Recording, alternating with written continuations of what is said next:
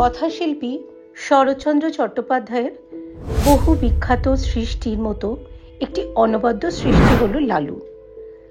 আমাদের আজকের নিবেদন তারই লেখা লালু গল্পটি। আশা করি আপনাদের ভালো লাগবে। আপনাদের স্বাগত জানাই আমাদের সাইবি চ্যানেলটিতে। ভালো লাগলে কিন্তু অবশ্যই লাইক সাবস্ক্রাইব করবেন।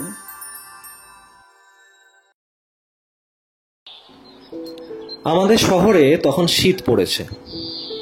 হঠাৎ কলেরা দেখা দিলে। তখনকার দিনে ওলা ওঠার নামে মানুষে ভয়ে হতজ্ঞান হতো। কারো কলেরা হয়েছে শুনতে পেলে সে পাড়ায় মানুষ থাকতো না। মারা গেলে দাহ করার লোক মেলা দুর্ঘট হতো। কিন্তু সে দুর্দিনেও আমাদের ওখানে একজন ছিলেন যার কোনো আপত্তি ছিল না। গোপাল খুড়ো তার নাম। জীবনের ব্রত ছিল মরা পোড়ানো। কারো অসুখ শক্ত হয়ে উঠলে তিনি ডাক্তারের কাছে প্রত্যহ সংবাদ নিতেন। আশা নেই শুনলে খালি পায়ে গামছা কাঁধে তিনি ঘন্টা 2 পূর্বেই সেখানে গিয়ে উপস্থিত হতেন। আমরা জন কয়েক ছিলাম তার চেলা। মুখ ভার করে বলে যেতেন, ওরে আজ রাত্রিটা একটু সতর্ক থাকিস, ডাকলে যেন সাড়া পাই। রাজদ্বারে শ্মশানে চ, শাস্ত্র বাক্য মনে আছে তো? আজ্ঞে আছে বই কি, আপনি ডাক দিলেই গামছা সমেত বেরিয়ে পড়ব। বেশ বেশ, এই তো চাই। এর চেয়ে পুণ্যকর্ম সংসারে নেই। আমাদের দলের মধ্যে ছিল লালুও একজন। ঠিকাদারির কাজে বাইরে না গেলে সে কখনো না বলতো না। সেদিন সন্ধেবেলা বিষণ্ণ মুখে খুড়ো এসে বললেন, বিষ্টু পণ্ডিতের পরিবারটা বুঝি রক্ষা পেলে না? সবাই চমকে উঠলাম। অতি গরিব বিষ্ণু ভট্টাচার্যের কাছে বাংলা স্কুলে আমরা ছেলেবেলায় পড়েছিলাম। নিজে সে চিররুগ্ন এবং চিরদিন স্ত্রীর প্রতি একান্ত নির্ভরশীল। জগতে আপনার বলতে কেউ নেই। তার মতো নিরীহ অসহায় মানুষ সংসারে আমি দেখিনি। রাত্রি আন্দাজ 8টা।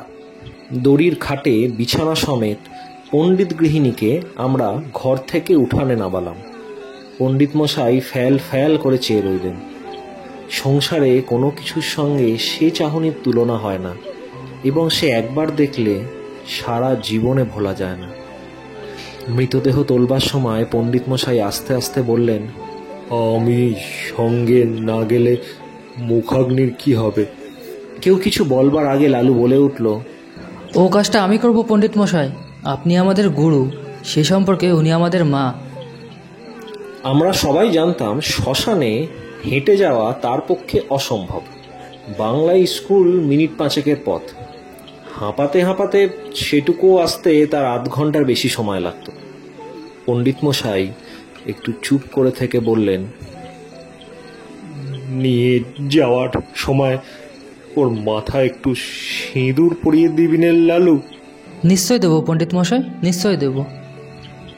বলে এক লাফে সে ঘরে ঢুকে কৌটো বার করে আনলে এবং যত সিঁদুর ছিল সমস্তটা মাথায় ঢেলে দিলে। হরিবোল দিয়ে আমরা গৃহ হতে গৃহিণীর মৃতদেহ চিরদিনের মতো বার করে নিয়ে এলাম। পণ্ডিত মশাই খোলা দ্বারের চৌকাঠে হাত দিয়ে তেমনি চুপ করে দাঁড়িয়ে রইলেন। গঙ্গার তীরে শ্মশান অনেক দূর, প্রায় ক্রোশ 3। সেখানে পৌঁছে যখন আমরা সব নামালাম তখন রাত 2টো। লালু খাট ছুঁয়ে মাটিতে পা ছড়িয়ে বসল। কেউ কেউ যেখানে সেখানে শান্তিতে চিত হয়ে শুয়ে পড়ল। শুক্লা দ্বাদশীর পরিস্ফুট জ্যোৎস্নায় বালুময় বহুদূর বিস্তৃত শ্মশান অত্যন্ত জনহীন। গঙ্গার ওপার থেকে কনকনে উত্তুরে হাওয়ার জলে ঢেউ উঠেছে। তার কোনো কোনোটা লালুর পায়ের প্রায় নিচে পর্যন্ত আছাড় খেয়ে খেয়ে পড়ছে। শহর থেকে গরুর গাড়িতে পোড়াবার কাঠ আসে। কি জানি সে কতক্ষণে পৌঁছাবে। আধ ক্রোশ দূরে পথের ধারে ডোমেদের বাড়ি।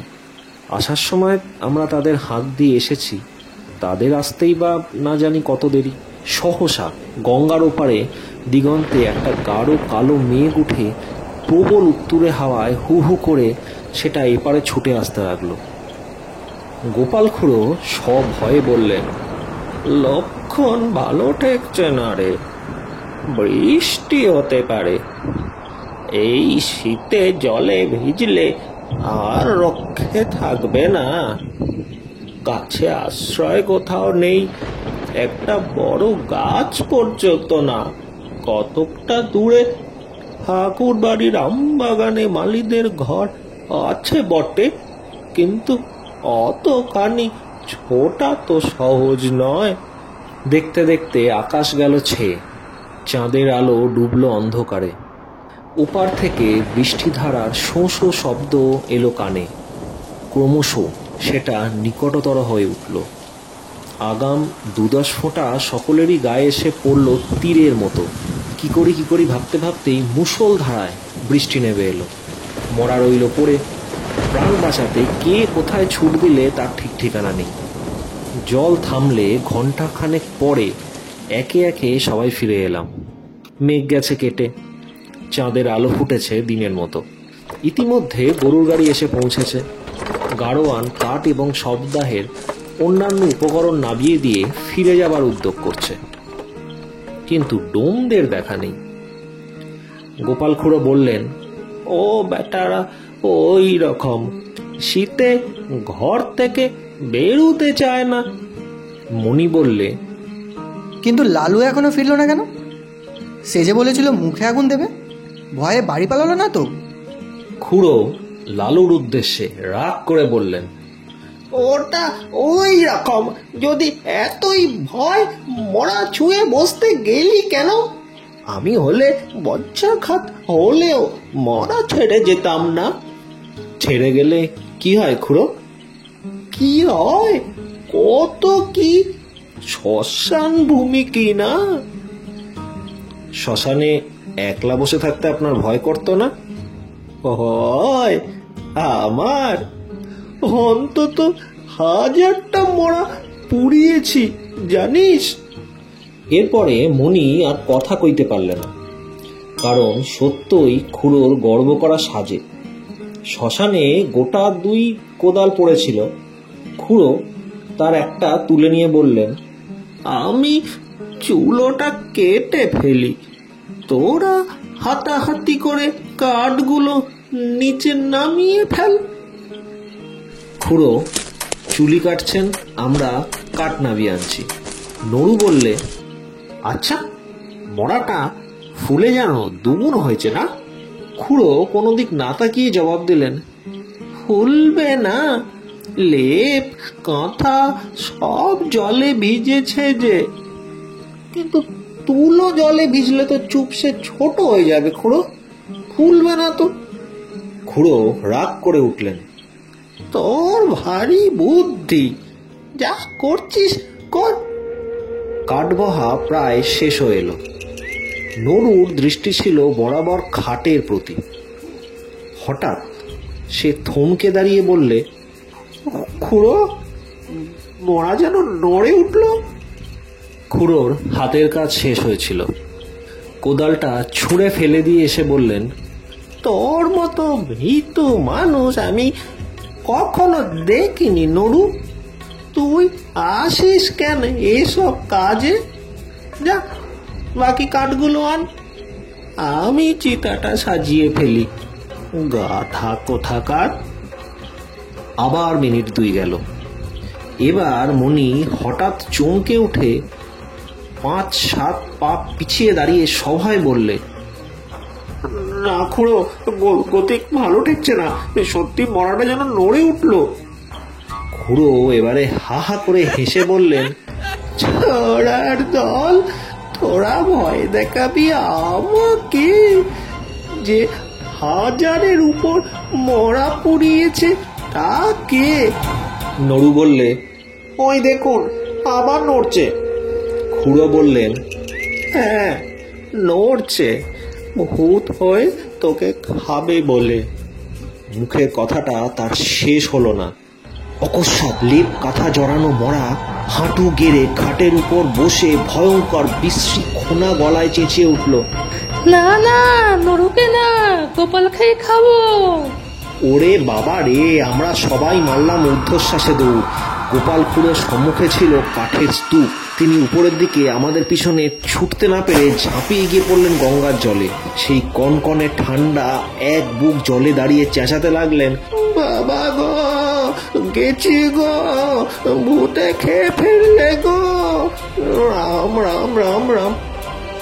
এদিকে সেই ভূত তখন মুখের ঢাকা ফেলে দিয়ে চেঁচাতে লাগলো, ওরে নির্মল, ওরে মণি, ওরে নরু, পালাস না রে, আমি লালু, ফিরে আয়, ফিরে আয়।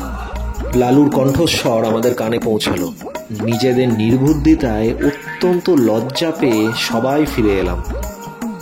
গোপাল খুড়ো শীতে কাঁপতে কাঁপতে ডাঙায় উঠলেন।